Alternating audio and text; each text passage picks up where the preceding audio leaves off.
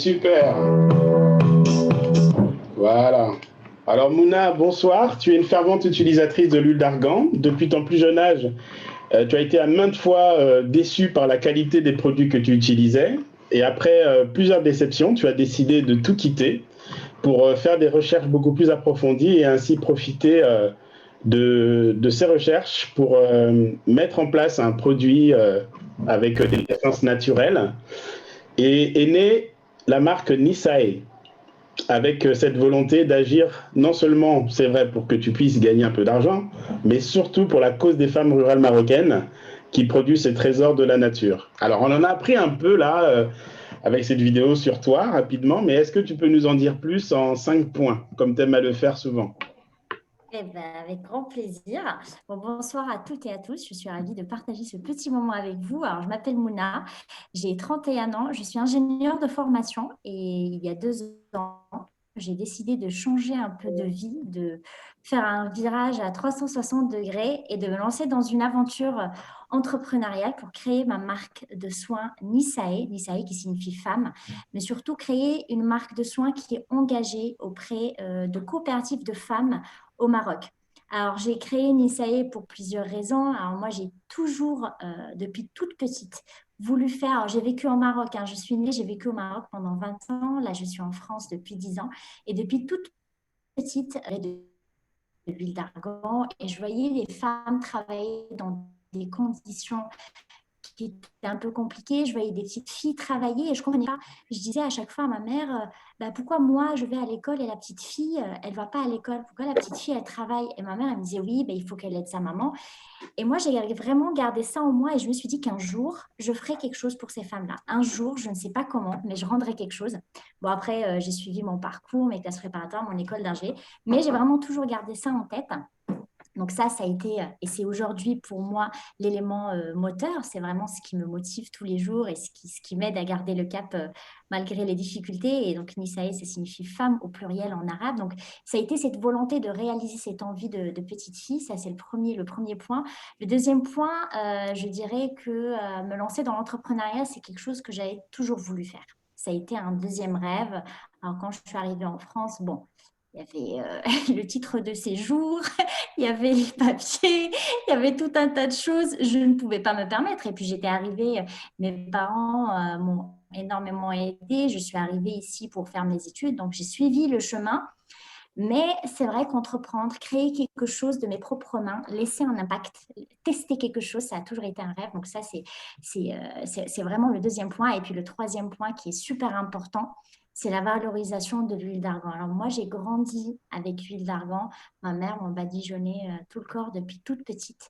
Et c'est vrai que quand je suis arrivée ici, j'ai cherché cette huile d'argan et je me suis rendu compte que ce que moi j'avais au Maroc, et même en étant plus jeune, je ne le retrouvais pas ici. Mais j'ai été vraiment confrontée à ce produit qui n'est pas vrai, qui n'est pas brut, qui n'est pas pur. Et je me suis posé, autant que consommatrice, pas mal de questions en me disant, mais c'est pas normal parce qu'il y a des femmes qui travaillent au Maroc, il y a une vraie production d'huile d'argan. Qu'est-ce qui se passe entre la production au Maroc et quand ça arrive ici? Parce que ce n'est pas la même chose. Et donc, bon, j'ai fait mon petit chemin pendant 10 ans. Et en décembre 2018, alors j'ai travaillé dans le digital, j'ai entendu pas mal de personnes qui disaient qu'ils allaient travailler dans le digital. Je suis ingénieure en système d'information et donc en décembre 2018, j'ai décidé de me lancer dans l'aventure. Donc j'ai démissionné et je me suis lancée dans la création de mon entreprise Nisae qui va valoriser ce produit, l'huile d'argan, et qui est très engagée auprès de ces femmes-là pour qu'elles puissent travailler dans de bonnes conditions, qu'elles soient rémunérées de manière juste parce qu'elles sont surexploitées. Elles ont de l'or entre les mains, mais elles ne sont pas rémunérées de manière équitable pour ce qu'elles nous donnent. Donc, j'ai décidé de me lancer dans l'aventure pour leur rendre hommage et puis proposer une alternative aussi à tout ce qu'on trouve aujourd'hui ici sur le marché en France et puis partout dans le monde. Donc mon huile d'argan. Donc voilà, très, très, très, très rapidement. Et puis oui, il y a un point aussi, moi qui ai été moteur, qui 10 ans, il y a tout un tas de choses. Mais c'est vrai que je me suis rendu compte qu'il y avait pas mal l'exploitation du huile d'argan, elle est faite partout dans le monde. mais pas par les Marocains ou des Marocaines. C'était souvent d'autres des Européens principalement ou des Américains ou autres. Et j'ai toujours trouvé ça bizarre. Je me disais, c'est marrant parce qu'il y a pas mal de marques d'huile d'argan. L'huile d'argan est commercialisée partout, mais il n'y a aucune personne, une Marocaine ou un Marocain, c'est quand même le terroir du Maroc, c'est quand même une huile précieuse où l'arbre ne pousse qu'au Maroc. Et je me suis dit, bah, personne ne l'a fait, bah, je vais le faire. Je vais y aller, je vais le faire. Et évidemment que je n'ai pas en tête, que je n'ai pas cité, mais voilà, pour se lancer, c'est tout un tas, plein de petites choses qui se passent dans une vie pour, en tout cas pour ma part, me décider de me lancer. Ok, bah super, on va y revenir. Alors, tu me dis, ça ne pousse qu'au Maroc. Alors, peux-tu nous dire dans quel coin, dans quelle région et Oui. pourquoi ça pousse là-bas spécifiquement? Alors, le fruit nous vient de l'arganier. L'arbre s'appelle l'arganier, donc il donne un fruit, c'est l'argan. Et l'arbre ne pousse que dans une toute petite région du Maroc, dans le sud-ouest. Alors, je ne sais pas si vous avez déjà été au Maroc ou pas, c'est entre Essaouira, Agadir et un peu plus bas. Ils ont essayé de faire pousser l'arbre ailleurs, mais ça n'a pas marché. En fait, cet arbre, c'est un arbre qui vit pendant des années, pendant 200 ans ou même plus, et il a besoin d'un petit microclimat qu'il trouve dans cette région. C'est une terre qui est très très riche, c'est une terre rouge très très riche, c'est un climat très très sec. Et en fait, même au Maroc même, ils ont essayé de replanter l'arbre, mais ça n'a pas marché. Ça ne marche que dans un triangle, ça ne marche que là-bas. Mais c'est une terre, voilà, les racines de l'arbre vont vraiment très, très profondément dans la terre et ça ne pousse que là-bas. D'accord. Une fois donc que tu as localisé donc, l'endroit où tu pouvais te procurer ta matière première, et comment ça s'est enchaîné? Parce que tu as dit à un moment donné, dans ce que j'ai pu lire de toi, tu as passé 8 mois de test. Raconte-nous un Oui, peu. alors, j'ai démissionné en janvier 2019. J'ai décidé en décembre de me lancer. J'en ai parlé à personne. Je me suis lancée parce que bon, forcément, quand on décide de tout plaquer comme ça du jour au lendemain, ce n'est pas simple. Ce n'est pas simple de le dire à sa famille, de le dire à son entourage. On n'est pas, la société ne nous prépare pas à ça. La société nous prépare à suivre le chemin tracé. Et moi, j'avais un très bon poste. J'étais dans une grande entreprise française. Enfin voilà, c'était pas le plus logique. Donc, je me suis lancée, j'ai démissionné en janvier. Et puis, je me suis plongée dans toute la partie cosmétique, toute la partie alimentaire, parce que moi, je ne viens pas du milieu des cosmétiques. Alors, le produit, je le connais de par sa nature. Donc, je me suis plongée dedans. Et c'est ce que je t'avais dit la dernière fois, Dimitri. Heureusement que j'avais démissionné avant de me lancer, parce que franchement, quand j'ai commencé à regarder toute la réglementation européenne, je me suis dit, mais Pouna, mais qu'est-ce que tu as fait? Parce que moi, dans mon imaginaire, je me disais, allez, je vais démissionner, je vais aller chercher ma coopérative. De toute façon, ma mère qui est au Maroc va m'aider, elle va m'en trouver. Je vais ramener mon huile, je vais faire mes petits flacons ici dans mon salon et allez hop, c'est parti. Absolument pas. C'est pas comme ça que ça marche. Les cosmétiques, ça s'apparente vraiment, en tout cas en France et en Europe, ça s'apparente aux médicaments. C'est vraiment le même portail où tu déclares tout ce que tu fais. C'est très, très. Puis de toute façon, c'est la santé des gens. On ne peut pas jouer avec la santé des gens. On met quelque chose sur la peau, ça pénètre, hein, ça ne reste pas dans la surface. Donc, suite à ça, j'ai eu beaucoup de mois où je me suis auto-formée aux cosmétiques, à la création d'entreprises même, hein. Moi, je crée une entreprise, toute la partie financière, les business plans, les trésoreries, tout ça, moi, je ne connaissais pas. Et puis, je suis rentrée au Maroc. Je suis rentrée au Maroc pour chercher ma coopérative. Alors, moi, je savais exactement ce que je cherchais. Je voulais une coopérative où toute la production est artisanale, chose qui devient très rare aujourd'hui au Maroc. Bah, forcément, l'huile, elle est commercialisée partout dans le monde. Forcément, il y a des machines qui remplacent des femmes. C'est plus intéressant financièrement, le rendement est plus rentable, mais ça coupe les vivres à ces femmes-là. Donc, je cherchais vraiment une production totalement artisanale et je cherchais une coopérative où les femmes sont bien rémunérées, où quelque part, il n'y a pas de chef. Il n'y a pas un chef ou une chef qui va, elle, tout récupérer et les femmes n'ont rien. Moi, je voulais vraiment une vraie coopérative où elles sont entre elles. Euh, et ça a été compliqué parce que moi, j'imaginais un projet. Et puis ce milieu au Maroc, comme je l'avais laissé il y a 10 ans, sauf que ça a énormément évolué. Forcément, la demande augmente, le milieu s'industrialise. Par contre, les femmes sont toujours de plus en plus pauvres. C'est ça qui était, moi, qui m'avait un peu perturbée, parce que je me dis, si toutes ces marques-là et ces femmes, parce qu'on le voit partout, hein, quand on parle d'huile d'argan, dès qu'on tape huile d'argan sur Internet, tout le monde aide les coopératives, tout le monde aide les femmes. Elles sont toujours tout aussi pauvres. Dans leur village, il n'y a pas d'eau, il n'y a pas d'électricité, il n'y a rien. Enfin, c'est assez choquant. Et donc, j'ai mis beaucoup de temps avant de trouver ça. Moi, c'était mes deux conditions, vraiment, c'est de trouver le bon produit où les femmes sont respectées, et ça a été compliqué. Ça a été compliqué, même au bout d'un moment, je me suis dit, je ne vais pas le faire pour le projet, parce que si c'est recréer ce qui existe déjà, ça ne m'intéresse pas. Et puis moi, mon engagement vis-à-vis de ces femmes-là, il est sincère. Ce n'est pas juste du marketing pour dire, moi, voilà, ça me tient vraiment à cœur. Et donc, j'ai mis beaucoup de temps. Et j'ai fait le choix d'avoir un laboratoire ici en France où je vais tester. Parce que bon, je les connais. Ils peuvent être tentés de faire une première production qui soit très très bien et puis juste après suivre la norme. Donc j'ai pris un laboratoire ici et j'ai fait des tests. Donc je partais au Maroc, ma mère était sur place. Ma mère venait à peine de prendre sa retraite, elle pensait qu'elle allait se reposer après 40 ans de travail. Pas du tout. Je l'ai embarquée avec moi. Bon, alors elle a eu la première phase de choc quand je lui ai annoncé que je plaquais tout. Parce que ce que je te racontais la dernière fois, pour elle, j'arrête d'être ingénieure pour vendre de l'huile. Enfin, pour elle, mais quelle idée. Elle me dit, ben, tout ça pour ça. Bon, aujourd'hui, elle a changé d'avis parce qu'elle comprend que si je crée quelque chose, j'ai envie j'ai envie d'avoir un impact. Ce n'est pas juste de vendre de l'huile, c'est beaucoup au-delà. Mais c'est vrai qu'au début, c'était pas simple de lui expliquer ce que je veux faire. Et donc, bah, à chaque fois, je rentrais, je posais, j'étais encore en préavis de départ. Je rentrais au Maroc, on faisait tour avec ma mère, on allait voir les coopératives, on allait voir les femmes. Et dans cette région du Maroc, ces femmes-là, c'est des femmes berbères. Alors, elles ne sont pas arabes, elles parlent berbère. Et moi, ma mère est berbère. Donc, l'avantage, c'est que ma mère, ben, bon, moi, je ne parle pas berbère. Mais au final, bon, moi, j'emmenais ma mère avec moi parce qu'elle connaît mieux que moi. Et puis, forcément, ça me faisait plaisir de partager ça aussi avec elle. Mais ça a été d'une grande aide parce que finalement, comme elles parlent leur langue, ben, c'est là où on s'était rendu compte que le milieu c'était beaucoup trop mélangé. Et en fait, ces femmes-là, dès que ma mère leur parlait en berbère, ces femmes-là lui disaient, écoute, nous ici, on est payé à la journée pour faire semblant. C'est pas une vraie coopérative. Derrière, c'est des machines. Donc, dis à ta fille de pas acheter son huile ici. Et puis nous, on gagne rien. C'est le chef, c'est la chef qui gagne. Et donc, on a commencé à être confrontés à ça, à ce problème où on allait voir les femmes, bon, on voyait qu'elles étaient dans des conditions très complexes, hein. Franchement, travailler, moi j'ai testé, hein. Bon, pour elles, moi je suis la petite parisienne, hein.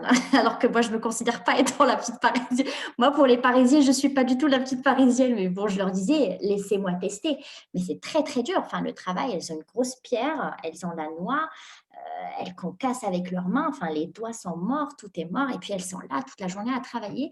Et moi, ce qui me touchait à chaque fois, parce que ça met vraiment la tête sur les épaules, c'est qu'elles sont heureuses. Elles sont contentes.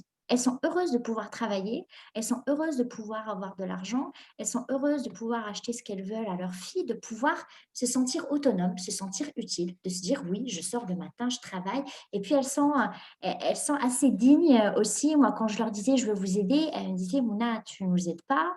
Nous, on travaille avec toi. Nous aussi, voilà, toi, tu travailles, tu crées quelque chose. Nous aussi, on crée quelque chose. Et donc, je faisais des allers-retours. Ma mère qui était sur place, elle continuait à m'aider jusqu'à ce que je tombe sur une coopérative de 60 femmes. Donc, toujours dans cette région, avec qui je collabore depuis le début, avec qui je continue de collaborer aujourd'hui. J'ai tout mis en place ici en France, j'ai tout créé, la société, le site, les locaux, les tests, la partie réglementaire. Donc, j'ai pu tout faire et je me suis lancée officiellement en septembre 2019. Merci pour ce parcours. Cela montre bien, et tu nous le confirmes, que, en tout cas, quand on veut entreprendre avec son pays d'origine, l'importance d'y aller, quoi. Parce que Ah parfois, tu ben sais, oui. nous, on est formés ici, voilà, on a appris des concepts, des théories, on se dit, c'est bon, allez, je fais mon truc, mon process, et puis ça va. Non. Raconte-nous, là, voilà, comment tu as vu Non, non, c'est vraiment très, très important. Moi, souvent, je suis contactée par des personnes qui me disent oui, je cherche, du beurre de karité, je cherche ceci, je cherche cela. Comment toi tu as trouvé ton huile d'argan? Je dis: «Beh, j'ai pris un billet, je suis allée». Enfin, à un moment, faut aller voir les gens qui produisent, il faut aller voir les locaux, c'est leur trésor, il faut aller discuter avec eux, il faut comprendre comment ils travaillent, il faut y aller, il faut pas juste rester ici et se dire: «Oui, je vais trouver un fournisseur». Non, si on veut quelque chose de bien et puis moi je trouve que c'est dommage de proposer des choses sans être en contact avec ces gens-là, sans comprendre, sans voir comment ils travaillent pour pouvoir valoriser aussi et pour pouvoir voir, ce qu'on peut leur apporter. Moi, aujourd'hui, ce que je les aide, même si elles n'aiment pas ça, mais en tout cas moi, je travaille avec elles, je collabore avec elles en proposant leur huile, en leur donnant du travail, en prenant leur huile, en la commercialisant ici. Mais bien évidemment, moi j'aimerais aller au-delà. Moi j'aimerais pouvoir, plus tard, faire des actions associatives, expliquer à ces femmes-là leurs droits, expliquer, leur donner, accès à la formation, à la scolarité pour les filles, même si elles font déjà beaucoup de choses, mais j'aimerais aller au-delà. Mais pour faire ça, si on a vraiment envie de faire les choses bien, il faut se rendre sur place et il ne faut pas arriver en se disant: «Oui, moi j'ai fait des études, moi ceci, moi cela». Non, il faut vraiment se dire que parce que ce qui est vrai, c'est des femmes, bah, du coup, moi je parle des femmes, mais c'est valable pour tous. Elles ont beaucoup de choses à nous apprendre. Moi, ne serait-ce qu'en termes de patience, qu'en termes de et puis c'est un art. Moi, quand je les vois travailler, je suis totalement bluffée et puis, moi, quand je rentre là-bas, je m'habille, comme elles, hein, quand je vais les voir, ma mère, de toute façon, dès qu'elle arrive, dès que je débarque, ma mère, elle arrive avec les habits. Elle me dit: «Alors attends, attends, je t'ai ramené ta là-bas, je t'ai ramené tes babouches». Non mais c'est vrai, enfin, j'en rigole, mais c'est la vérité. Enfin, faut pas je me dis, voilà, il faut parce que bon, en plus, je suis née là-bas, j'ai grandi là-bas, alors moi, je suis venue ici, forcément, j'ai changé, j'ai voyagé, j'ai fait beaucoup de choses, mais ça reste ma terre, ça reste mes origines, ça reste mes racines, et ça bougera pas. On a beau évoluer, ça bougera pas, ça change pas. Moi, je le remarque très souvent. Je suis, c'est vraiment un exemple. Je sais pas si vous aussi vous le vivez. Moi, des fois, je peux être en réunion ou quoi, il suffit que j'entende une musique de chez moi, mais c'est instantané. Vraiment, en fait, on sent qu'on a envie de danser, de bouger. Ça, c'est dans les gènes, on a ça dans les gènes. Donc je pense que c'est important de comprendre déjà le produit, de comprendre ce qui se passe, pourquoi le produit a été détérioré, pourquoi ces femmes-là ne sont pas bien rémunérées, comprendre pour mieux résoudre le problème, il faut revenir à la source, il faut prendre son temps. Il ne faut pas, essayer de faire les choses à la va-vite, sinon on fait comme tout le monde, parce que tout le monde fait les choses à la va-vite. Il faut prendre son temps et quand on prend son temps, on est patient, on s'entoure, on fait des recherches, on regarde, on ne se précipite pas, ben ça ne peut que fonctionner. Bah, merci et tu nous montres que non seulement c'est une entreprise, mais c'est au-delà, je veux dire, de la simple entreprise aujourd'hui où tu cherches à faire participer, en tout cas ces femmes à la production de richesse, donc à y contribuer. Et tu es donc dans une, dynamique d'entreprise sociale et solidaire. Donc ça Complètement. Ah oui, oui, c'est vraiment complètement. super.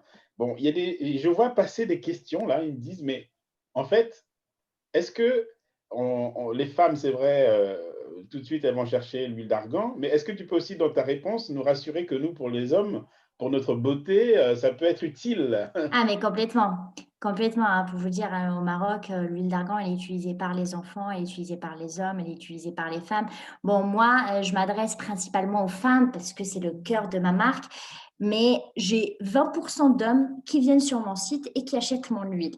Et moi, je leur dis merci parce que pour le coup, même dans mes communications, moi, je cible pas. Mais bien sûr, c'est un produit brut. C'est simplement le produit le plus pur possible, qui a été fait dans les règles de l'art, en respectant la plante, en respectant le fruit. On ne va pas aller cueillir le fruit à n'importe quel moment de l'année. On va laisser le fruit sécher au soleil. On ne va pas accélérer le séchage de différentes manières.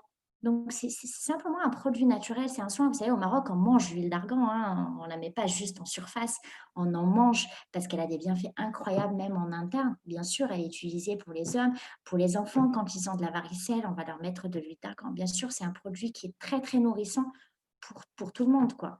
Est-ce que tu peux, du coup, maintenant développer sur les vertus, s'il te plaît, de l'huile d'argan, puisque, pour que tu puisses aujourd'hui, au-delà de cet aspect, c'est que tu as détecté, comme tu viens de le dire pour les enfants, pour ceci. Qu'est-ce que tu peux nous dire, en tout cas, à nous qui, par exemple, qui ne connaissons pas peut-être ce produit? Alors en fait, Heu Oui, l'huile d'argan, quand on parle d'huile d'argan, automatiquement, on l'associe à un produit anti-âge, anti-rides. Mais il n'y a pas que ça, et c'est pas que ça. C'est un produit très, très nourrissant, c'est très cicatrisant. Quand on a de l'acné, quand on a une cicatrice, on se fait opérer ou autre, au lieu de mettre de la vaseline, ben, on met de l'huile d'argan et on masse. Et c'est très, très bon. Quand on a de l'acné, de la varicelle, on va mettre de l'huile d'argan parce que c'est très cicatrisant. Quand on a des problèmes d'eczéma, de psoriasis, on va mettre de l'huile d'argan. Et puis, quelque part, c'est un soin pour la peau, c'est un soin qui va venir remplacer les crèmes. Aujourd'hui, on a des crèmes, 1 milliard de crèmes, une crème pour le visage, pour le contour des yeux, pour les mains, pour le corps. Moi, ma grand-mère, elle n'a jamais mis de crème de sa vie. Elle s'est toujours étalée de l'huile d'argan. Et si elle avait les cheveux avec le rassou, elle a une peau limite plus jeune que la mienne. Alors que moi, je me suis tartinée de crème depuis toute petite. En fait, c'est vrai qu'autour des cosmétiques, il y a beaucoup de marketing. On nous pousse à la surconsommation alors qu'au final, on n'en a pas besoin. Notre peau, elle n'en a pas besoin. Notre peau, c'est un organe comme notre estomac. Il ne faut pas trop manger. Quand on n'a plus faim, on arrête de manger. Ben, la peau, c'est la même manière. C'est la même chose avec une huile d'argan vraiment pure, parce que le problème, c'est qu'à 99%, l'écart, elle est coupée. C'est une huile qui est très, très bonne pour les peaux mixtes, parce qu'elle va réguler le sébum, pour les peaux très, très sèches, parce qu'elle va les nourrir en profondeur. Et puis, on l'utilise sur les cheveux, sur le visage, sur les ongles, pour les bébés. Quand ils ont la peau qui est toute rouge, on va leur mettre de l'huile d'argan. C'est vraiment un soin profond qui va nourrir la peau, qui peut que lui faire du bien. Mais montre le truc que tu as fait. Mais montre le truc à maman. J'ai pas fait un montre ta peau. Ça y est, il a coupé.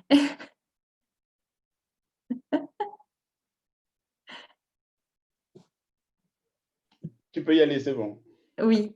Oui, je disais, qu'est-ce que je disais? Oui, voilà, en fait, c'est un soin vraiment très cicatrisant, très régénérant, très nourrissant pour l'ensemble du corps et pour l'ensemble de la famille. Et c'est pour ça que moi, quelque part, alors aujourd'hui, j'ai qu'un seul produit, hein, et c'est un choix parce que dans ma démarche, j'ai voulu vraiment revenir aux racines, rechercher une vraie huile, faire tous les tests et j'avais le choix avec le capital que j'avais, hein, j'avais pas beaucoup d'argent. Avec ce que j'avais, je me suis dit, c'est soit je vais faire une mini gamme de produits, mais je pourrais pas creuser, je pourrais pas aller jusqu'au bout dans chaque produit, soit j'en fais qu'un, mais je veux qu'il soit parfait. Et donc, c'est le choix que j'ai fait. Et au final, moi, j'ai appelé mon produit mon essentiel. Et j'ai essayé de, même dans sa création, de faire un packaging qui soit sobre, qui ne soit ni féminin ni masculin, d'avoir quelque chose de sobre, qui passe partout, qu'on peut utiliser pour le corps, pour le visage, les hommes, les femmes. Voilà, c'est vraiment, parce que c'est un produit mixte. Au final, de la même manière, aujourd'hui en cosmétique, on nous met, oui, des produits, une crème pour les hommes, une crème pour les femmes, ainsi de suite. Alors, on va juste changer les fragrances, mettre les parfums, mais au final, si on revient à ce qu'utilisaient nos grands-mères et nos arrière-grands-mères, il n'y avait que des produits naturels que tout le monde s'étalait et puis basta, hein. Et voilà. Très bien. Alors, tu nous as dit que Nisae, c'est femme. Comment on dit Oui. homme? En arabe, Oui. rijal. Ah, et ça serait compliqué là de faire Oui. un produit. Ouais, ce serait un peu compliqué. Marketing, ouais, c'est chaud là. Alors, comment t'en es arrivé à ta marque? Est-ce que tu l'as déposée? Oui. Explique-nous un peu le processus. Alors, c'est vrai que bon, aujourd'hui, quand je dis Nisae, les gens me disent, ah, le nom est très sympa, ça résonne bien et tout. Ça m'a pris 4 mois. Ça m'a pris 4 mois. C'est une horreur. Trouver un nom de marque, créer un nom de marque, c'est une horreur parce que déjà, il faut trouver un nom qui sonne bien, qui soit beau, mais qui soit disponible, où le domaine sur Internet est disponible, où le nom n'est pas déposé, où le nom ne ressemble pas au nom du grande marque, sinon la marque va nous attaquer. Et nous, on est tout petit, hein. Moi, je me disais, si quelqu'un m'attaquait sur Nisae, je lâchais l'affaire, je passais encore 4 mois à chercher autre chose, hein. Je ne vais pas prendre d'avocat, je n'ai pas les sous pour, je garde mon argent pour autre chose. Donc, ça a été... j'ai cherché, mais vraiment, ce qui est assez marrant, c'est que j'ai commencé par regarder sur Internet comment des idées pour chercher un nom de marque. J'invitais des amis à la maison, on faisait des brainstorming, des tableaux partout dans le salon et tout, pour tout le bonheur de mon conjoint. Il était ravi, déjà qu'il était ravi que je me lance, alors c'était jackpot pour lui. Et en fait, je cherchais et j'arrivais à des combinaisons, mais mais ça manquait de sens. Et je me rappelle très bien, c'était un jour, je faisais un café, je faisais mon café, alors rien à voir. Et je me suis dit, Mouna, tu es en train de te casser la tête à chercher un nom qui dit qu'il soit dispo et tout. Tu cherches depuis 3 mois. Pourquoi tu fais ce que tu fais? Et je me suis dit, je fais ce que je fais pour les femmes. Mais vraiment, je me suis dit, mais femme en arabe, ça fait quoi? Ça fait Nissa. Je me suis dit, mais... Et je me rappelle, j'ai lâché mon café et je suis venue sur mon PC pour chercher. Je suis allée sur le site de l'INPI et je me suis dit, c'est mort. C'est sûr, il y a des gens qui ont déposé Nissa. Enfin, voilà, c'est le mot en arabe. Eh ben non, il était disponible. Il était disponible, j'ai cherché le nom de domaine, il était disponible. J'ai acheté le nom de domaine tout de suite, j'ai déposé le nom tout de suite. Et c'est comme ça. Mais c'est vraiment, j'ai passé des mois et en 30 secondes, au final, si on revient à l'essence de ce qu'on fait, à l'ADN de ce qu'on fait, quand on fait les choses pour une bonne raison, qui ne soit pas l'argent, parce que c'est certainement pas maintenant qu'on gagne beaucoup d'argent. Et comme tu disais tout à l'heure, oui, bien évidemment, moi j'ai envie, je fais ce que je fais pour avoir un impact social, pour proposer une alternative aux cosmétiques aujourd'hui, mais pour pouvoir aussi un jour gagner ma vie grâce à l'ISAE. Mais je n'ai pas envie de devenir riche. J'ai juste envie de pouvoir me verser un petit salaire, de pouvoir payer mes factures, mes charges, que mon entreprise soit pérenne. C'est tout ce que je demande. Et c'est sûr que si on le fait pour l'argent, en tout cas quand on entreprend, si on le fait pour l'argent, alors soit on a beaucoup, beaucoup de fonds et à ce moment-là, on met le tout dans le marketing, la com, on développe des gammes, on y va, ça va très, très vite et on peut peut-être gagner beaucoup d'argent. Mais quand on se lance comme moi, je me suis lancée, c'est important de savoir pourquoi on fait les choses, de garder cette vision-là, de garder ce cap-là pour les temps durs où on a souvent des temps durs plus que des moments où on se dit ouf, ça va mieux.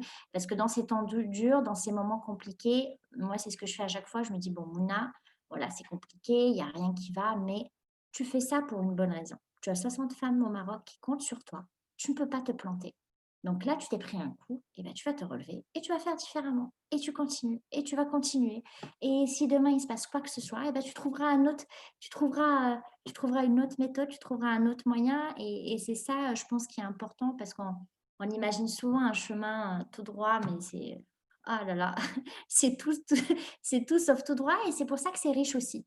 C'est pour ça que c'est très très riche parce qu'on rencontre des gens, parce qu'on fait des choses qu'on n'aurait jamais imaginé faire. Moi, si j'étais toujours en CDI dans mon poste, je vous aurais jamais rencontré. Je serais jamais là en train de découvrir, d'écouter vos parcours. Tout à l'heure, j'étais vraiment bluffée. Je me disais, ouais, c'est génial. Il y a beaucoup de... C'est très différent, c'est très riche. Et c'est ça aussi l'entrepreneuriat. Alors, il y a tout le côté, l'impact que je fais, mais c'est vraiment une vraie aventure humaine pour moi. Et je me dis que si on en a envie, ça vaut vraiment le coup de la vivre, cette expérience. Alors, il faut s'accrocher, il faut vraiment, vraiment bien, bien, bien s'accrocher, mais, Non, mais mais ça vaut le coup. c'est super que tu dises tout ça parce que bien souvent, on pense que lancer une entreprise, être entrepreneur, c'est facile. Et en tout cas, c'est chouette de ta part de dire qu'il faut avoir cette vision, il faut avoir ce cap, il ne faut pas lâcher dans les temps difficiles comme quand ça va. Avant que je déroule les questions posées, peux-tu nous dire aujourd'hui c'est quoi ton marché? C'est la France, c'est l'Afrique, c'est le Maroc et l'Afrique subsaharienne. Quels sont tes projets aussi par rapport un peu à ta distribution? Aujourd'hui, c'est principalement la France, mais j'aimerais très, très vite sortir de la France. La France, il y a une demande. Il y a une demande en France, mais je pense qu'il y a une demande qui serait et un public qui serait beaucoup plus réceptif à mon huile ailleurs. En France, les personnes sont habituées aux crèmes. Il y a d'autres endroits où les personnes sont habituées aux huiles. Quand on va leur parler d'une huile, ça ne va pas les choquer. Ici en France, moi, le premier obstacle, c'est expliquer qu'on peut utiliser une huile sur le visage. Moi, quand je leur dis arrêtez d'utiliser votre crème, mettez l'huile, ça les choque. Je dis mais comment ça? J'utilise une crème depuis 40 ans. Je fais, bah oui, bah, dans une crème, tu as 90% d'eau et tout le reste, c'est tes actifs. Et c'est par rapport à l'ordre des ingrédients. Donc, si tu veux des bienfaits, utilise le produit le plus brut. Donc, en France, il y a de la demande et surtout de la demande pour une huile d'argan vraiment pure et véritable. Il y a de la demande. Mais moi, je pense qu'il y a beaucoup de choses, il y a beaucoup de choses à faire ailleurs, il y a beaucoup de choses à faire en Afrique. De toute façon, que ce soit pour mon produit ou pour autre, il y a énormément de choses. Moi, j'y crois très, très fortement. Il y a beaucoup de choses à faire en Afrique. Le Maroc, peut-être, mais peut-être pas tout de suite. Peut-être pas tout de suite, parce qu'au Maroc, de la même manière. Alors en France, le frein, c'est l'huile. Au Maroc, le frein, c'est quand on te dit souvent, oui, bah, de l'huile d'argan, il y en a partout. Sauf que moi, j'ai mis 9 mois avant de la trouver. Et du coup, moi, aujourd'hui, ben, ma mère, elle n'utilise plus parce qu'elle a vu de ses propres yeux quand elle est partie avec moi dans les coopératives. Elle n'achète plus. Elle me dit, mais c'est pas possible, je ne peux pas me mettre ça sur la peau. Donc, pour un peu expliquer ça au Maroc, je pense qu'il faut que Nisaï soit un peu plus solide, il faut que ma notoriété elle soit un peu plus grande, voilà, faut être réaliste aussi. Je ne peux pas arriver là comme ça au Maroc et leur dire bonjour, pourquoi mon huile est meilleure alors qu'il y en a partout, partout dans le pays, mais c'est valable en France aussi, hein, parce que souvent on me dit oui, de l'huile d'argan, j'en trouve à Leclerc pour 5 euros. Oui, c'est vrai, mais moi, ce que j'explique, c'est que pour faire 1 litre d'huile d'argan de la qualité de ce que je propose, c'est 150 kilos de noix. Et c'est plusieurs mois de travail. Et les 60 femmes, elles vont travailler une première fois pendant 2 semaines, elles vont retravailler encore pendant 1 mois, on va laisser sécher pendant plusieurs mois. C'est vraiment pendant très, très longtemps. C'est un travail totalement artisanal. Et puis, on peut aussi décider de payer ces femmes-là une misère pour réduire le coût. On peut avoir que des machines qui produisent pour réduire le coût. On peut faire tout un tas de choses pour réduire le coût. Ça, c'est possible. Mais dès qu'on teste, moi, je le sais, dès que les personnes testent mon huile, elles se rendent compte. Elles se rendent compte que oui, effectivement, ce n'est pas la même chose. Et puis moi, je l'explique, c'est comme de l'huile d'olive. Il y a de l'huile d'olive qui coûte 1,50 € au Carrefour et de l'huile d'olive qui coûte 60 euros. C'est comme pour le vin, c'est comme pour le caviar, c'est comme pour tout un tas de produits. Si on essaie juste de comprendre comment le produit est fait, c'est impossible. Et puis l'huile d'argan, c'est une huile qui est très, très précieuse et très rare. Donc, de ce fait, ça en fait un produit qui, à la source, lorsqu'elle est vraiment pure, c'est un produit qui a un certain coût. Et puis, elle a des bienfaits qui sont incroyables aussi, qui lui valent aussi cette réputation. Donc, moi, aujourd'hui, c'est la France, mais j'aimerais sortir de la France très, très vite. Alors Stéphane, D'autant plus aujourd'hui avec tout ce qui se passe en France, c'est un peu compliqué. C'est un peu compliqué. Tu sais, moi, au tout début, quand je me suis lancée, moi, j'ai l'impression que ça fait 10 ans, mais ça fait 2 ans. Mais quand je me suis lancée, je ne savais pas si je devais dire que j'étais marocaine ou pas, hein. Voilà, en toute honnêteté. Je me disais, si je le dis, ça va me causer des problèmes. Ça va. Et puis petit à petit, je prenais de l'assurance. Et puis à un moment, je me suis dit, mais Mouna, tu es ce que tu es. C'est soit les gens aiment ce que tu fais, soit ils n'aiment pas et tu ne peux pas plaire à tout le monde. Et s'ils n'achètent pas ton huile parce que tu es d'origine marocaine, parce que tu parles arabe, ainsi de suite, eh bien tant pis. Tant pis. On ne peut pas plaire à tout le monde et c'est comme ça. Mais ouais, en France, c'est pas simple. C'est pas simple. tu fais le lien avec 2 questions là, du coup, là, par ta réponse. Et Stéphane dit, est-ce que tu as un label qui garantit la traçabilité de l'huile? Est-ce que tu as travaillé à quelque chose dans ce sens? Alors, il y a un label, le label EcoCert. Ça, c'est pour la qualité de l'huile. Il y a bien sûr toute une partie réglementaire que je dois tenir. Moi, j'ai un dossier que je mets à jour à chaque fois où j'explique tout ce qui se fait entre la coopérative, le laboratoire jusqu'au consommateur. Et ça, j'ai déjà été contrôlée 2 fois, pour vous dire. Et pourtant, je me suis lancée il y a 1 an. Ça, en France, ils sont très, très rigides sur ça. Et pour le côté commerce équitable, il y a un label Fairtrade. Donc, qui permet vraiment de… Moi, je trouve que c'est bien parce que ça permet de tout cadrer et que personne ne soit tenté à un moment ou à un autre de léser un peu ces femmes-là. Donc, voilà, il y a Et donc, du coup, ces 3 choses. est-ce que tu as fait la démarche aussi d'agrément de l'économie sociale et solidaire aussi? Non, pas encore. D'accord. Non, pas encore. Pas encore. Alors, il y a, pour justement par rapport à ce que tu disais tout à l'heure aussi, il y a quelqu'un, Karine, qui dit l'argan est souvent contrefait. En témoignage, donc mise en garde au tourisme sur le terrain. Voilà, comment faire là par rapport à ça? C'est complexe. C'est complexe parce que les Marocains commencent à le faire eux-mêmes. C'est très complexe. Enfin, moi, j'étais là-bas et pourtant, je suis du pays.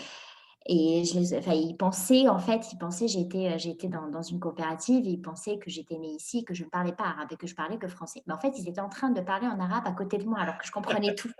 Et en fait, le gars, il disait à notre monsieur qui était là, il lui disait, bon, tu lui ramènes l'huile, mais tu lui ramènes pas l'huile qui est dans le seau vert. Tu ramènes l'huile, celle-ci, c'est celle qu'on envoie. Là, il faut qu'elle teste la bonne. Et moi, j'étais là, je me disais, non, c'est un gag. Non, c'est pas vrai. J'ai rien dit. Je suis restée comme ça, j'ai rien dit. Et puis, quand il a ramené, à un moment, je lui ai parlé en arabe. Je lui ai dit, mais c'est pas normal. c'est pas possible, vous pouvez pas faire ça. Et il me disait, et lui, sa réponse, c'était de me dire, ah, mais fallait me dire depuis le début que tu parlais, que tu étais d'ici. Je lui dis, mais c'est pas la question. C'est pas une question d'être d'ici ou de pas être ici. Arrêtez d'arnaquer les gens, parce que plus vous arnaquez les gens aujourd'hui, il y a toutes les informations sur Internet, les gens ne sont pas dupes. Ils vont arrêter de consommer. Et c'est ce qui s'est passé, moi, sur les 10 dernières années où j'étais en France. J'ai été confrontée à plusieurs femmes, à plusieurs hommes, à plusieurs personnes qui m'ont dit, effectivement, l'huile d'argan, elle est tout le temps coupée. Moi, j'arrête de l'utiliser. Moi, j'arrête d'en acheter. Que ce soit au Maroc, que ce soit en France, peu importe, j'arrête de l'utiliser. Et du coup, le fait de travailler comme ça de manière malhonnête, oui, peut-être qu'ils gagnent un peu d'argent, mais ils ne se rendent pas compte que l'impact derrière, c'est que les gens, à un moment, ils vont juste arrêter de consommer. Et si les gens arrêtent de consommer, mais c'est des milliers et milliers et milliers de familles qui se retrouvent sans un sou. Ils ne se rendent pas compte. Et donc, c'est ce que j'ai expliqué au monsieur, c'est ce que je lui dis. Et puis, il me disait, oui, mais c'est difficile, c'est compliqué, il faut qu'on s'en sorte. Je dis, oui, mais c'est sûr que quand on est honnête, ça prend plus de temps, on gagne moins d'argent. Mais sur le long terme, il n'y a que ça ouais. Donc, c'est pour éradier ça, je pense que c'est impossible. Pour que tout redevienne comme il y a 15 ans, c'est impossible. Mais il faut essayer quand même de valoriser, d'expliquer. Moi, je lui dis, je l'explique et c'est vrai que des fois, ça choque un peu, mais moi, j'explique que l'huile d'argan, ça ne doit pas sentir fort. Donc, je donne les éléments comme ça, parce qu'au Maroc, quand tu vas acheter l'huile d'argan au Maroc, on te dit que c'est normal que ça sente fort. C'est ça l'odeur. Non, ça vient d'un fruit, parce que franchement, des fois, c'est très, très fort. C'est vraiment très, très puissant. Donc, moi, j'essaye à mon niveau, en tout cas, d'expliquer, de sensibiliser, de dire aux gens, oui, quand vous êtes confrontés à ces personnes-là, demandez-leur de voir, quand vous êtes au Maroc et qu'on vous dit, oui, c'est fait par une coopérative, bah, dites-leur, montrez-nous la coopérative, on veut aller la voir. Moi, on me l'a dit à plusieurs reprises et ils me disaient, oui, mais elle est dans le village très loin. Je dis, c'est pas grave, on va au village. Moi, j'ai aucun souci. J'ai mes baskets, je suis prête. Et puis là, quand on creuse, on nous dit, oui, non, mais c'est des machines, mais tu comprends. Même pour toi, c'est plus intéressant. Mais malheureusement, pour que tout soit blanc, que tout soit beau, c'est impossible. D'accord. Alors, il y a Ernest qui nous donne un petit tuyau. Je ne sais pas si tu connais cette association. C'est l'Association des Marocains de France, AMF. Et ils ont eu en fait des projets qui ont été financés en ce sens pour organiser Ah, voilà, par rapport à tout ce qui était autour des femmes qui faisaient de l'huile d'argan. Donc, l'AMF, donc l'Association des Marocains de France. Donc, peut-être que tu peux te rapprocher d'eux aussi. ah Et, bah génial, je vais regarder, oui, parce que je ne connais pas du tout. tout à fait. Donc, ça serait un petit tuyau sympa, quoi. Super, super. Il y a Wally qui dit bonsoir. Il paraît que c'est un bon produit pour les cheveux et très prisé. D'ailleurs, par contre, c'est difficile de trouver le pur, car d'habitude, les vendeurs ont tendance à vendre celle qui est, voilà, c'est ce que tu disais, diluée. Et comment faites-vous pour vous démarquer de ce phénomène? En tout cas, il faut aller sur le site de Nissa.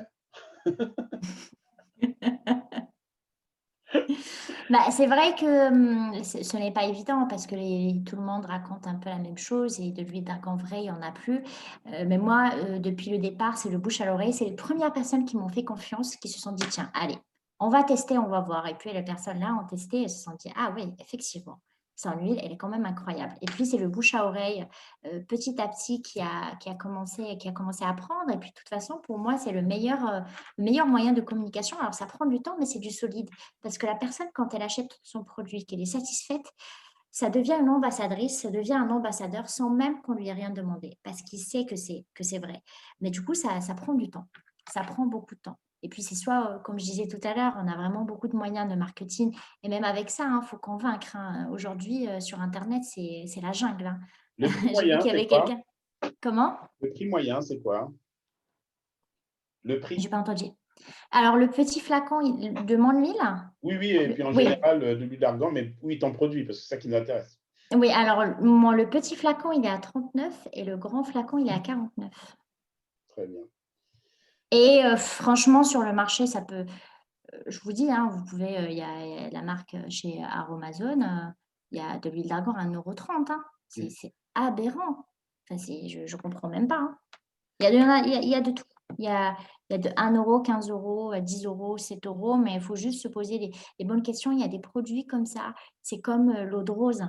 La rose, en plus, c'est la rose de Damas. Il faut des tonnes et des tonnes et des tonnes pour avoir un petit peu d'eau de rose. Si on en trouve à 5 euros, sachant que dans les 5 euros, il y a la TVA, il y a les frais d'importation, il y a le packaging, on paye les personnes, on paye la matière première. Il faut se poser les bonnes questions. En tant que consommateur, moi je dis ça souvent, on me dit je peux pas savoir et puis c'est pas grave. Non, c'est grave parce qu'on est donc consommateur, moi j'aime bien prendre consomme et acteur. On est acteur et actrice de ce qu'on fait. Si on consomme auprès d'industriels, il ne faut pas se plaindre après pourquoi les industriels ils raflent tout le marché, pourquoi les industriels ils cassent les petits, pourquoi. Et si on consomme de manière éco-responsable, éthique, on ne peut pas être parfait, mais si sur quelques points on peut essayer d'agir, on peut le faire tous et toutes à notre niveau. Moi, j'en suis convaincue. Et est-ce que dans les descriptions, enfin, quand tu fais la description Sinon, tu vas technique, faire un. alors attends, le couper. Oui, Quand, c'est vrai. quand tu fais la description technique, quels sont les effets secondaires qui ont été identifiés? Aucun. D'accord, super. Bah, ça, Aucun. c'est super parce que Non, non, il n'y en voilà, a c'est une aucun. question qui était posée. Oui, il n'y en a aucun. Ça peut être utilisé par les femmes enceintes, sur les peaux sensibles, sur le contour des yeux. Il n'y a aucun. Aucun. D'accord, super. Mm. Et en millilitres, donc du coup, ton flacon le plus petit, c'est quoi? Et le moyen, c'est quoi? C'est 30 millilitres. C'est le 30 millilitres. Alors, le 30 millilitres, cette huile, elle est très, très concentrée. Le 30 millilitres, quand on l'utilise pur sur le visage, matin et soir, ça dure 3 mois avant que le flacon ne se vide. Le 50 millilitres, on est sur 5 à 6 mois. C'est ça aussi, des fois, on me dit oui, mais 39 €, c'est peut-être cher. Alors déjà, moi, je ne trouve absolument pas que c'est cher par rapport à ce qu'il y a dans le flacon, vraiment, par rapport à ce qu'il y a dedans. Je sais que ce n'est pas du tout cher, mais au final, au lieu d'acheter 10 produits, et c'est valable pour mon huile, mais pour tout un tas de choses, on ne se rend pas compte, on surconsomme beaucoup, on va acheter plein de petites choses qui ne sont pas de bonne qualité, mais qui nous apparaissent pas chères, alors que quand on achète un produit à 10 €, croyez-moi, croyez-moi, surtout avec les grandes marques, les marges qu'elles se font, que moi, comme je viens pas du milieu des cosmétiques et quand je suis rentrée dedans, j'ai été choquée. Vraiment, on se dit des fois, mais qu'est-ce qu'on se met sur la peau? Et quand on fait 10 € par-ci, 5 € par-là, et puis pour la peau, pour les habits, pour tout, au final, on dépense beaucoup d'argent sur des choses qui vont même pas durer dans le temps et qui ne sont pas bonnes pour nous. Mais bon, ça, c'est des années et des années de lavage de cerveau, hein, ça c'est Ah, mais c'est vrai que ça le marketing, il est fort parce qu'ils arrivent à nous faire vendre des crèmes pour le matin, pour le midi, pour le 4 heures, pour le mais c'est soir, clair, hein. avant de Pour dormir. le contour, pour les mains, alors pour les pieds et pour les mains, c'est pas la même chose. Mais pourquoi? Moi, j'aimerais bien qu'on m'explique pourquoi on pourrait pas mettre une crème pour les mains pourquoi pour les jambes, c'est une autre crème? C'est complet. Il y a même des marques, dis-toi, qui ont des crèmes pour le week-end. Une crème pour le samedi et une crème pour le dimanche. Ils sont forts. Et les gens achètent. Ils sont forts. C'est dingue, c'est incroyable. Et ouais, après, il y a un public pour tout et il y a de la place pour tout le monde, hein, mais il faut être conscient quand même. Alors, avant que je laisse la place à nos amis de pouvoir t'interpeller en direct, dernière question du fil. Est-ce que ces femmes sont mieux rémunérées aujourd'hui? Ben, complètement. Et ça, j'y mets un point d'honneur. Aujourd'hui, elles sont mieux rémunérées. Et moi, comme je disais tout à l'heure, j'aimerais en bout de chaîne, donc aujourd'hui, elles travaillent, elles produisent, elles sont rémunérées pour leur travail et elles sont rémunérées pour leur huile, donc elles sont rémunérées 2 fois. L'huile arrive ici, elle passe au laboratoire, on fait le test, elle est conditionnée, elle est commercialisée. Aujourd'hui, ça s'arrête là. Bon, il y en a qui me disent: «C'est déjà très bien, Mouna». Mais pour moi, c'est pas assez. Moi, j'aimerais bien en fin de chaîne, à la fin de la chaîne, c'est ce que je disais tout à l'heure, pouvoir soit redonner, mais redonner de l'argent. Moi, je me dis à chaque fois, c'est vraiment, je suis convaincue de ça, je me dis que quand on donne de l'argent, c'est très facile.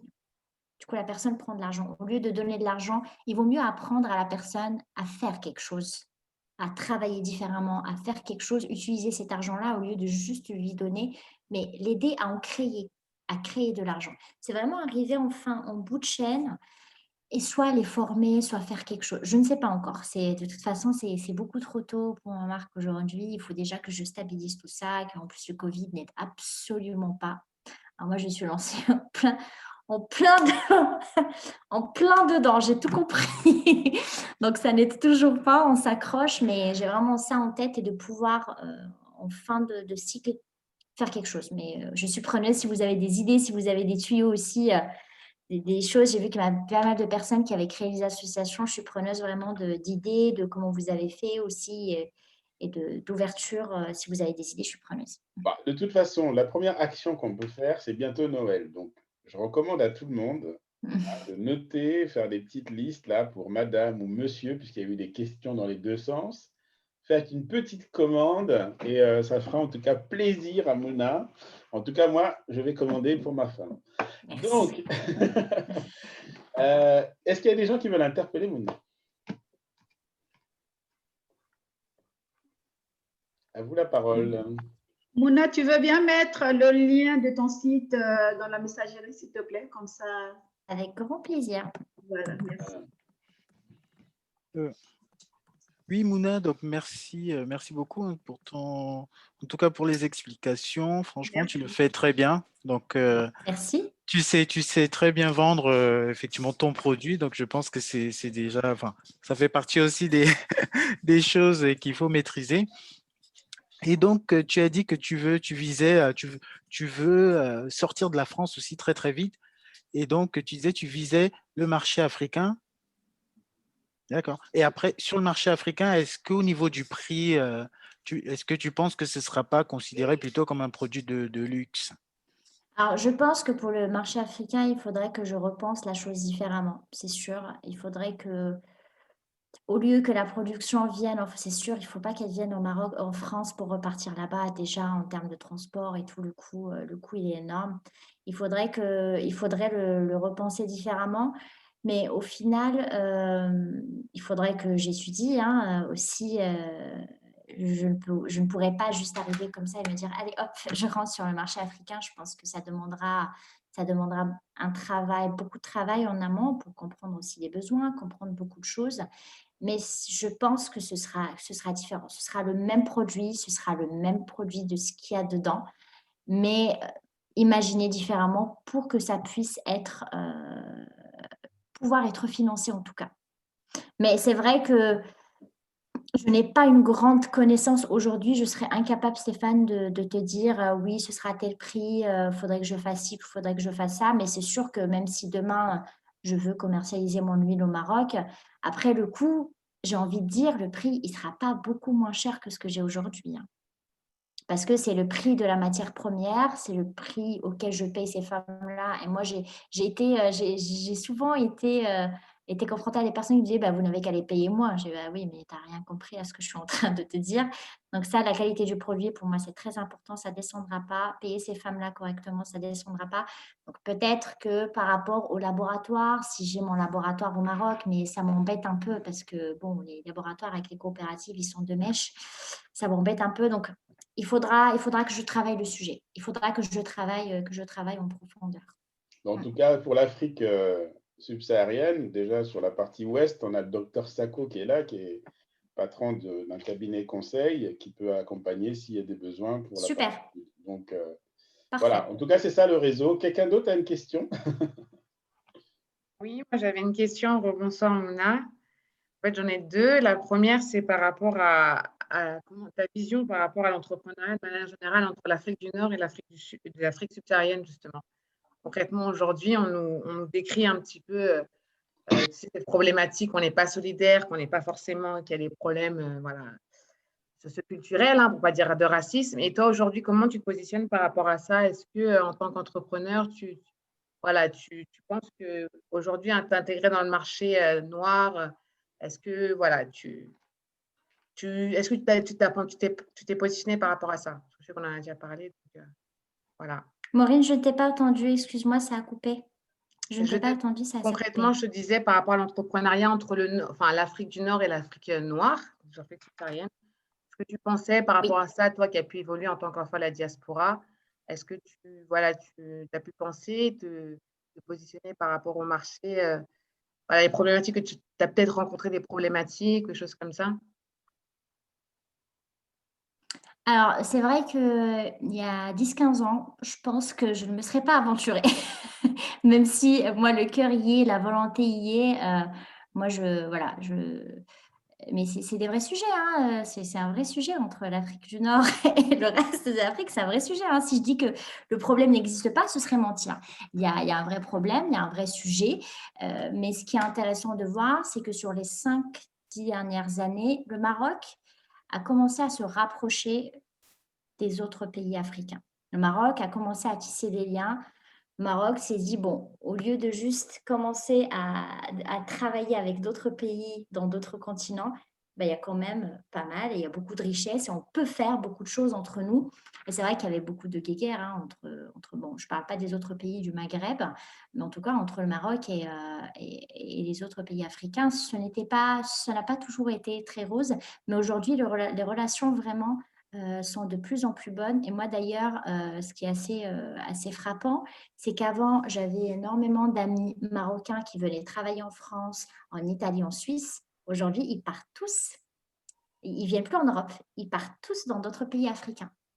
Aujourd'hui, il y a vraiment beaucoup d'échanges. Les choses se mettent en place. Il y a beaucoup de travail encore, hein. Il y a beaucoup de travail. Et justement, moi, si je peux y contribuer avec mes capacités, hein, je ne vais pas pouvoir tout changer. Mais c'est ça aussi, moi, je me dis, si on fait tous des efforts, si chacun on fait des efforts, si chacun on essaye de faire bouger les lignes, si à chacun on essaye de prouver qu'on peut faire différemment, qu'on peut faire les choses bien, qu'on peut travailler ensemble en bonne intelligence. C'est pour ça que tout à l'heure, suivant la question de Stéphane, moi je suis persuadée, je suis convaincue, quand on veut aller quelque part, il faut comprendre la culture, il faut comprendre les gens. Il ne faut pas y aller tête baissée, il faut s'entourer, il faut pas, voilà. J'ai des gens qui me disent, je vais aller au Maroc, je vais aller me balader, aller chercher. Je dis, oui, bah, vas-y, bon courage, on va te vendre n'importe quoi. Oui, mais je connais quelqu'un. Oui, oui, bah, vas-y, tu vas voir. Il faut savoir s'entourer. Il faut savoir s'entourer. Il faut comprendre, il faut respecter aussi. Moi, je le vois beaucoup, des personnes qui vont aller dans un pays, qui se disent, oui, mais moi, je viens de là, c'est comme ça. Oui, mais là, tu es sur une terre, tu es avec des gens, tu es avec un peuple, tu respectes comment ils sont, tu rentres dans les cases, sinon tu n'y vas pas. Et je pense que ça, c'est très, très important aussi. Et puis, oui, il y a du racisme, oui, il y a des sujets un peu compliqués entre l'Afrique du Nord et le reste, avec l'Afrique du Nord et le reste de l'Afrique, mais je pense que si on ne fait rien, si personne ne fait rien, ben, on ne pourra pas prouver qu'on peut travailler ensemble, qu'on peut collaborer ensemble et qu'on peut faire des choses bien ensemble, parce qu'il y a énormément de richesses en Afrique. Et moi, je parle de l'huile d'argan parce que c'est mon pays d'origine, mais des produits naturels où il y a des femmes qui travaillent, et je pense que je ne vais rien vous apprendre, c'est surtout à vous de m'en apprendre, mais il y en a tellement en Afrique, il y en a tellement, et c'est pour ça que moi, ma marque, elle est autour des femmes, elle n'est pas autour de l'argan. Moi, c'est autour des femmes rurales qui travaillent de manière très, très dure, qui essaient de s'en sortir, qui essaient de faire les choses bien. Moi, mon projet est autour de là. Aujourd'hui, c'est de l'argan. Demain, je ne sais pas ce que ce sera. Mais ce sera certainement dans une autre région où il y a des femmes qui ont besoin d'être valorisées, qui ont besoin d'être aidées. Et si j'arrive à développer ma marque et je ferai tout pour le faire comme je l'espère, bah, c'est sûr que j'irai en Afrique. Ça, c'est sûr et certain. C'est Merci, sûr et Mouna. certain que l'autre étape après le Maroc, bah, ce sera l'Afrique subsaharienne. C'est sûr et certain. Alors, Donc, je contacterai les personnes que j'ai notées là. voilà. Parce que moi, Non, je mais n'y vais pas t'inquiète toute seule, pas. hein. T'inquiète pas. Il y a Gaston qui a levé la main, qui veut poser une question. Vas-y. Oui, je voulais poser la question, mais c'est vrai qu'elle Attends, est… c'est Gaston d'abord. Ah, pardon, je croyais que c'était moi. Excusez. Oui, oui, merci effectivement pour cet exposé. Hein, merci Mouna pour cet exposé qui était très très clair. C'est très bien, en tout cas, mes félicitations. J'avais une question, peut-être deux. Une première, comment est-ce que tu es arrivé à être convaincu du bienfait de ton produit? Est-ce que tu as été toi-même la cobaye d'abord? Tu la pratiques? Est-ce que tu l'utilises toi-même ou pas? Ah bah, moi, je l'utilise depuis toute petite, hein. Moi, déjà, depuis toute petite, ma mère me badigeonnait avec. Et c'est vraiment mon expérience personnelle en tant que consommatrice. Moi, quand je suis arrivée en France, je cherchais de l'huile d'argan pour continuer à l'utiliser pour mes cheveux, pour mon visage. Et je ne comprenais pas. Je mettais de l'huile, j'avais des boutons. Alors que l'huile d'argan, au contraire, quand on a des boutons, on va la mettre. Et donc, déjà, moi-même, en tant que consommatrice, parce que moi, je ne viens pas du tout du milieu des cosmétiques, j'ai été confrontée à ça. Et je me suis dit, si moi, je suis confrontée à ça, d'autres personnes sont confrontées à ça. Et puis, je cherchais l'huile. Moi, quand je ramenais ici, j'en envoyais au labo, mais j'en gardais pour moi et j'étalais sur mon visage. Et aujourd'hui, moi, j'ai une routine très, très minimaliste. J'utilise que mon huile, et en tout cas, c'est ce que je recommande. Moi, je dis aux gens, arrêtez de vous étaler n'importe quoi sur la peau, utilisez que mon huile, mais je le fais. Je le fais, moi, matin et soir. Je n'utilise que ça. Dans ma salle de bain, il n'y a plus rien d'autre. Il y a que ça. Et je pense que ta question, elle est très pertinente parce que c'est important. C'est soit on est très, très bon vendeur et on n'a pas peur de mentir aux gens droit dans les yeux et on dort très, très bien la nuit. Moi, ce n'est pas du tout mon cas. Je ne peux pas vendre quelque chose aux gens sans en être totalement convaincue et sans savoir que ce que je leur dis est vrai parce que j'ai été consommatrice, je suis aujourd'hui aussi consommatrice et je me mets à chaque fois vraiment à la place des personnes qui vont acheter mon huile, même dans toute ma démarche, quand les gens me posent des questions. Des fois, les gens m'écrivent sur les réseaux sociaux et je prends des heures à tout expliquer et à la fin, ils me disent, mais c'est génial, mais ils me disent, mais c'est bien Mouna ou c'est quelqu'un d'autre? Je dis, non, non, c'est bien moi. Ils disent, oui, mais vous prenez le temps. Mais oui, parce que moi, j'aimerais bien, quand j'achète un produit et j'ai envie de discuter avec la personne qui me le vend, j'ai envie qu'elle puisse me répondre. Donc, je me mets toujours à la place du consommateur, de la consommatrice, et je fais les choses comme j'aurais aimé que ce soit fait pour moi. Donc, oui, j'utilise mon huile et et de toute façon, je la connais très, très bien depuis toute petite.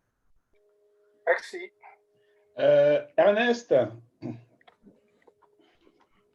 Pardon.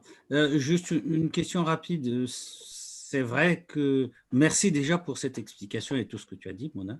Merci. Et comme le Maroc a pris comme stratégie, en fait, des partenariats, des partenariats stratégiques avec l'Afrique, est-ce que pour toi, c'est trop tôt aujourd'hui de négocier, par exemple, avec Royal Air Maroc ou la Banque du Maroc qui se sont installés en Afrique? Ben, j'aimerais bien. Voilà. J'aimerais bien, mais le problème, c'est que pour les atteindre, c'est très compliqué. Moi, j'adorerais. Mouna, on va se battre. Moi, j'adorerais. Et en plus, moi, quand je prends l'avion pour rentrer chez moi au Maroc, je prends tout le temps la rame. Il n'y a que des produits qui ne viennent pas du Maroc. Et ça, à chaque fois, je me dis, mais c'est quand même dingue. Mais c'est un lavage de cerveau qu'on nous a fait ou quoi? C'est pas possible. Moi, j'adorerais, bien sûr. Mais par contre, pour les atteindre, pour y arriver, il faut connaître quelqu'un qui connaît quelqu'un qui connaît quelqu'un. J'ai déjà envoyé des mails, j'ai déjà envoyé des courriers, des mails, mais ça ne marche pas comme ça. Alors, en France, j'arrive encore à mettre mes chaussures et aller toquer aux portes, mais au Maroc, ça ne marche pas comme ça. Ça aussi, culturellement, ça ne marche pas. Il faut connaître quelqu'un, c'est sûr et certain. Mais j'aimerais bien. C'est une très, très bonne idée. Mais j'aimerais bien. On va se battre là-dessus, Mouna. Au mois d'avril, on aura un Connecting Days Maroc, où on met le Maroc à l'honneur. Donc, on va en reparler, t'inquiète pas. Donc, il y a des actions qu'on va pousser pour Nice sur le sujet. Docteur Sako, tu voulais intervenir. Oui, merci. Vraiment, merci beaucoup. C'était très riche. Très riche. Moi, je ne connais pas l'huile, sincèrement. Mais au fait, j'ai été ébahi, la bouche ouverte. Je me posais la question, au fait, est-ce que l'huile, on connaît ici au Mali? Mais je sais que ça est au Mali ici. Déjà, le Maroc, le Mali, il y a déjà une passerelle, au fait. Il y a 3 projets phares du Maroc qui viennent juste, même en avion. Les bananes, les oranges et les olives. Donc, déjà, je pense que je vais me mettre à enquêter, déjà, de voir si le produit est disponible, quelles sont les qualités, peut-être me mettre en contact avec elle, histoire de la mettre en contact avec les opérateurs économiques qui peuvent vraiment faire en sorte que le produit puisse être disponible au Mali. Bon, je voulais poser l'autre question. Bon, mon précédent, lui, il a déjà posé cette question. Parce que c'est une opportunité, surtout dans Royal Air Maroc, de voir ce genre de produit. Je ne sais pas si on m'entend très bien. Très bien. Parce Oui, que très bien, déjà, très bien. il faut... Voilà, parce que je sais que déjà, en France, ça peut être sur la base économique. De voir qu'en France, ça peut encore plus marcher là-bas.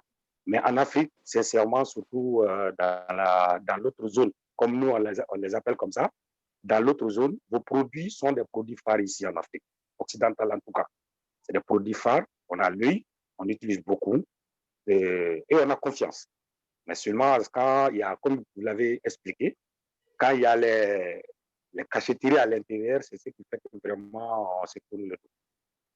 OK? Donc, voici un peu ça. J'avais beaucoup de questions, mais les gens ont beaucoup posé la même question. Voilà. Super. Merci beaucoup. Merci. Merci, docteur Sako. Non, mais voilà, il y a des connexions et bientôt, de toute façon, Mouna, de toute façon, on va rediscuter, mais il y a des choses à faire. Karine, à toi. Oui, en fait, ce n'était pas une question, c'était juste dire que j'étais à Marrakech. Et lors d'une excursion pour Essaouira, en fait, la coopérative était un passage obligé, en fait.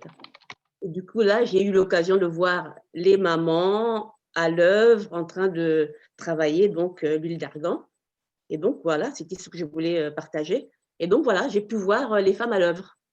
Ah, Et super. donc, c'est là, effectivement, enfin, après, c'est là, effectivement, qu'ils nous disaient qu'il ne fallait pas acheter n'importe où, l'huile d'argan, hein.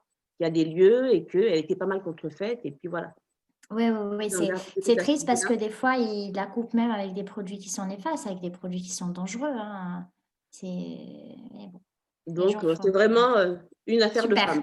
Ouais. Ah oui, totalement. Oui, voilà. Ah oui, oui, Oui, complètement. oui, c'est vraiment. Oui, oui, de la cueillette jusqu'à la vente, c'est vraiment une affaire de femme. Oui. Ouais, ouais. Non, non, c'était. J'ai pu les voir Super, faire. super. Ah, bah, génial, Voilà. super. Ok, super. Bon, en tout cas, merci à tous. Je crois qu'on a épuisé là les questions et l'heure est avancée, comme quoi, voilà, c'était passionnant. Et merci à toi, Mouna, de nous avoir donné ta disponibilité et parler de Avec ce grand produit plaisir. qui te tient à cœur. Et je vois qu'il y a beaucoup de passerelles là qui sont ouvertes, qui montrent qu'il y a un petit chemin, un bout de chemin qu'on va faire ensemble, ne serait-ce que pour ce souci-là que tu as sur les femmes. Et de l'autre aussi, de voir comment nous aussi, avec nos activités, t'associer sur la journée du Maroc, en tout cas, pour que tu puisses aussi nous aider à ouvrir les portes, parce que comme tu le disais, c'est pas évident. Moi-même, j'ai écrit, voilà, et par moment, il faut savoir aussi être sage dans ce Oui, qu'on fait et ouais. s'associer et montrer que, voilà, regardez, nous travaillons ensemble et valoriser Nissa à ce moment-là. Et pour la petite confidence, j'écris aujourd'hui à Royal Air Maroc. Ah Alors, pour leur présenter notre projet en disant, vous avez tout intérêt à être parmi nous. Donc, tu vois, s'ils y répondent, voilà. Donc, c'est... Voilà. Donc, il y a énormément de choses qu'on peut faire. Et voilà, en tout cas, on ne se quitte pas. Et pour Dr Sako, je crois qu'il va commencer à regarder. Et puis, dès qu'il y aura des retours, on te remontera les informations. Et Super. en effet, parce que je sais que moi, pour avoir été au Mali, il y a des relations avec le Maroc. Donc, D'accord, très il y bien. a des choses sympas à construire. Et en effet, pour que tu puisses trouver des débouchés. Et en effet, ça sera un produit, c'est sûr, de consommation supérieure là-bas, mais on a aussi des personnes qui peuvent consommer, donc il n'y a pas de problème. Oui, je m'en doute bien, je m'en doute bien. De toute façon, il y a un public pour tout, partout, hein. Voilà. Il y a un public pour tout là où on va, hein. Exactement. Bon, en tout cas, merci à tous. Merci d'être restés aussi longtemps. J'avais une dernière vidéo à diffuser, mais je ne la diffuserai pas. Simplement pour vous dire que la semaine prochaine, nous aurons un nouveau Game Changer. Donc là, ce sera une avocate. Et elle est spécialisée dans tout ce qui concerne le droit à la propriété intellectuelle liée à la technologie, donc aux innovations. Ibtikar, comme on dit en arabe, l'innovation. Donc là-dessus, il faudra faire passer le message autour de vous, tous ceux qui sont dans la tech, dans tout ce qui concerne les nouvelles technologies. Elle va vous donner en tout cas tous les conseils qu'il faut pour Alou, toi qui es là par rapport à RPA, tout ça, donc ce sera vraiment intéressant aussi. Donc il y aura pas mal de choses sympas autour de cette dimension-là. Donc on aura une avocate sur le sujet qui est spécialiste. Il y en a très peu qui sont spécialistes sur tout ce qui est digital et un peu nouvelles technologies. Donc voilà, passez le message autour de vous et on aura encore un temps merveilleux comme on a eu ce soir. Donc à très bientôt. Merci et merci Mouna, je te laisse le mot de la fin. Bah, merci, j'étais en train d'écrire dans le petit chat. Merci pour votre écoute. Merci Dimitri et Maureen pour votre invitation. Ça m'a fait plaisir de partager avec vous. Et comme disait Maureen tout à l'heure, pour commencer à travailler ensemble, il faut qu'on donne l'exemple nous aussi. Et moi, je suis heureuse de partager avec vous aujourd'hui. Si vous avez la moindre question, si vous avez la moindre interrogation, pas forcément sur l'ISAI ou autre, avec grand plaisir. Si vous avez aussi besoin d'aide sur quelque chose au Maroc, moi j'ai une grande famille au Maroc, on est très très nombreux, donc je pourrais trouver bien évidemment la réponse. Et puis voilà, tout à l'heure Maureen, tu disais le Maroc par rapport aux autres pays. Aujourd'hui, moi je représente le Maroc et c'est les bras grands ouverts que je vous propose mon aide et je serai heureuse de collaborer avec chacun et chacune d'entre vous. Donc, voilà. Merci Mouna et bonsoir à tous. Et donc à la semaine prochaine et bien entendu le replay sera disponible dès demain matin. Bonne soirée, merci Mouna. Au revoir.